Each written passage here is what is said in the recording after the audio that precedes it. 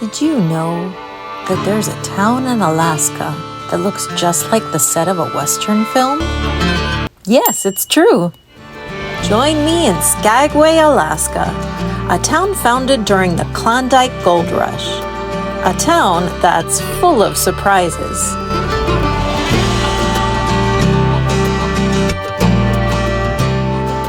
We arrived in Skagway early in the morning. It was cold and rainy, and we headed straight over to our planned excursion, a train ride on the White Pass Scenic Railroad. So we just got on the train. It's the scenic train that goes through Skagway. This weather is no joke.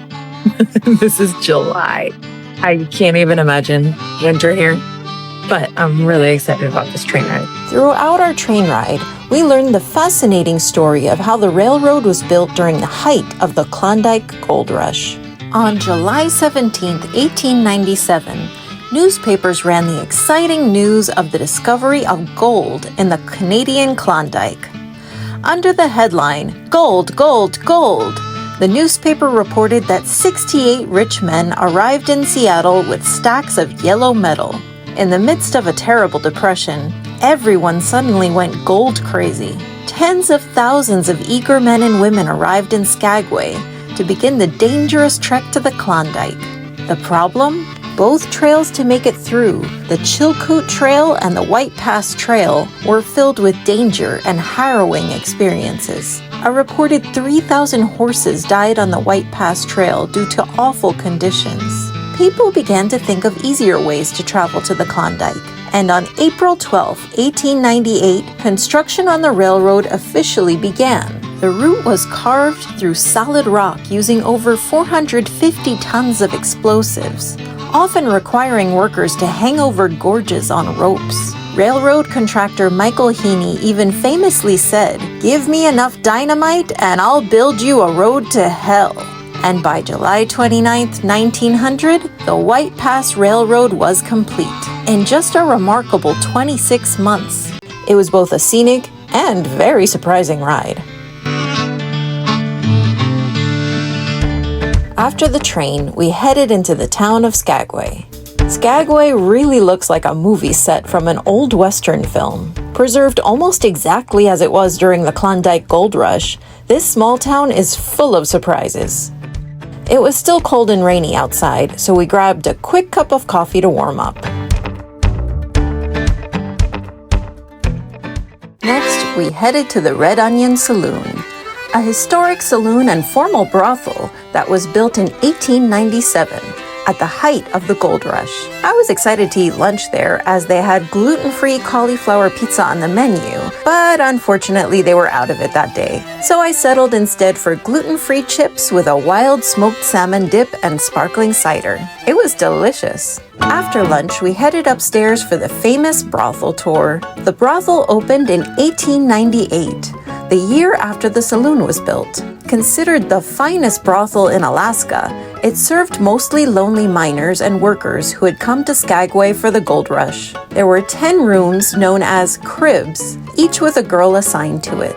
Customers would pay for just 15 minutes of a girl's time, and the girls would then disinfect themselves in between men with a little spray known as Lysol. That's right, Lysol. Lysol was once aggressively marketed to women as a safe and effective contraceptive and douche. Birth control was illegal in the U.S. until 1965 for married couples and 1972 for single people. And Lysol was actually the best-selling method of contraception up through the Great Depression.